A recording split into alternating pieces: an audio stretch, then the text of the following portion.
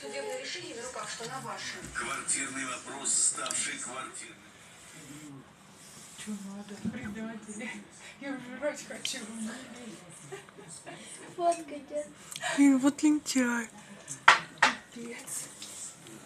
Фаине потом это закажешь. Она жрать будет. Он лежал, гладился об наши ноги и в конце концов решил пожрать так.